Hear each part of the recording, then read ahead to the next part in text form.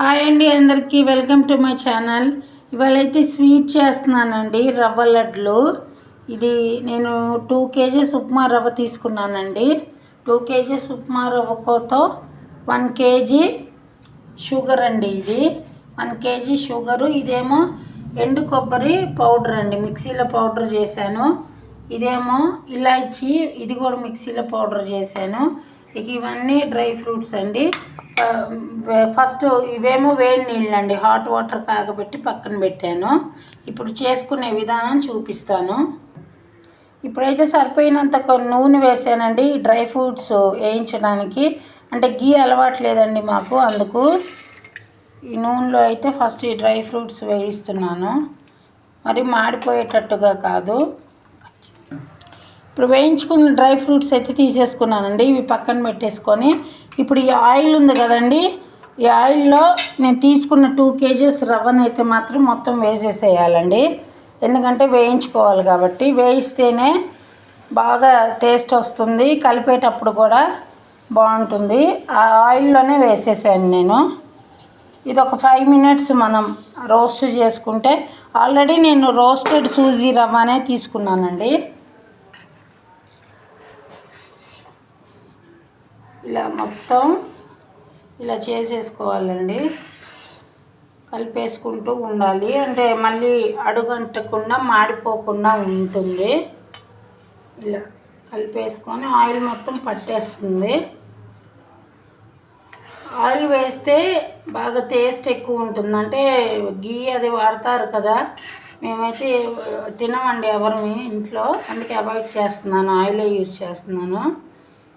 ఇప్పుడు దీంట్లో first sugar అయితే ఉంది కదండి, దీంతోపాటు షుగర్ కూడా యాడ్ చేసేసుకోవాలండి. షుగర్ కూడా దీంట్లోనే వేసేసుకొని మిక్స్ చేసుకోవాలి. కలర్ కొంచెం మారాలి. ఇది ఈ కలర్ మారేలోపు ఈలోపు ఏంటంటే ఇక్కడ ఇది ఇలాచీ పౌడర్ ఉంది కదండి, ఈ పౌడర్ అంతా వేసేసుకుంటున్నాను. ఇలాచీ పౌడర్ వేస్తేనే స్మెల్ అరోమా బాగుంటుంది.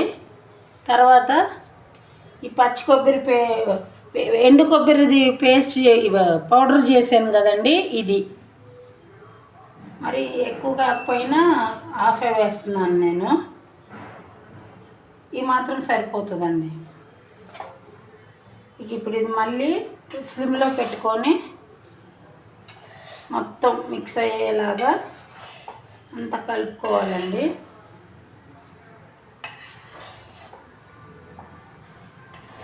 ఒక కలర్ కనిపిస్తుంది చూడండి, ఇటు నుంచి దూరగా, మరి మాడిపోతుంది. ఈలోపు ఇక షుగర్ వేసేసుకోవాలండి. మొత్తం నేను తీసుకున్న 1 kg షుగరు. ఇది షుగర్ కొంచెం క్రిస్టల్ షుగర్ అండి, అందుకే నేను 1 kg తీసుకున్నాను. ఎందుకంటే స్వీట్నెస్ ఎక్కువ వస్తుంది, మరీ ఎక్కువ స్వీట్నెస్ వచ్చినా బాగుండదు. అందుకే 2 kgs రవ్వకి 1 kg తీసుకున్నాను. ఇప్పుడు ఇవన్నీ బాగా మిక్స్ అయిపోతాయండి లోపల.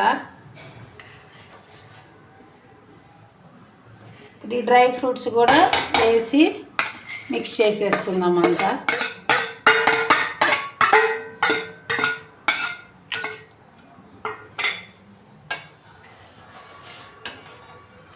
కింద నుంచి జాగ్రత్తగా రావాలండి, కింద మాడిపోతే మళ్ళీ కష్టము.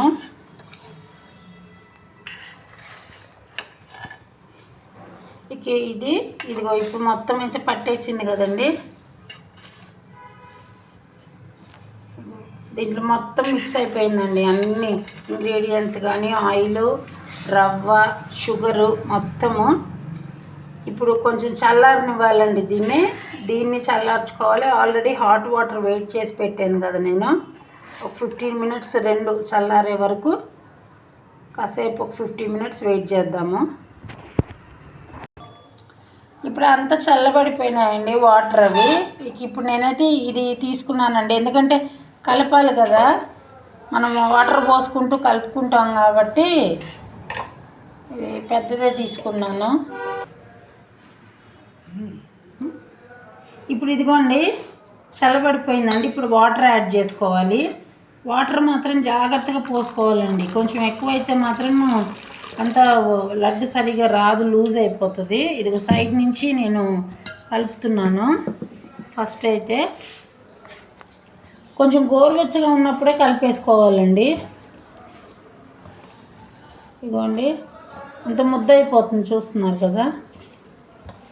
ఫెస్టివల్ కదండి, స్వీట్ అని అవి ఇవి అన్నీ చేయాల్సి వస్తుంది, ఎక్కువ వర్క్ ఉంటుంది ఇప్పుడు ఈ ఫెస్టివల్ డేస్లో. మా పిల్లలు అయితే ఇట్లా స్వీట్స్ ఇవన్నీ చాలా ఇష్టపడుతుంటారు. ఇంకా 2-3 ఐటమ్స్ కూడా చేయాలి, అవి కూడా నేను పెడతానండి మీకు రెసిపీస్. ఇదిగో ఇట్లా వచ్చేసినాక మామూలుగా ఇక దీన్ని ముద్దగా చుట్టుకోవాలండి. ఇలా ఇలా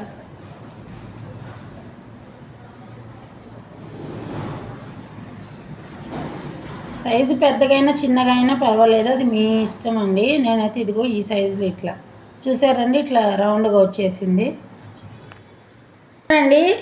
ఉండలు అయితే చుట్టేసాను లడ్లు. సో టేస్టీ రవ్వ లడ్లు రెడీ అండి. మీరు కూడా ట్రై చేయండి, ఫెస్టివల్కి తప్పకుండా అందరూ ట్రై చేస్తారు, కానీ నా స్టైల్లో నేనైతే చేశాను. Thanks for watching. Thank you.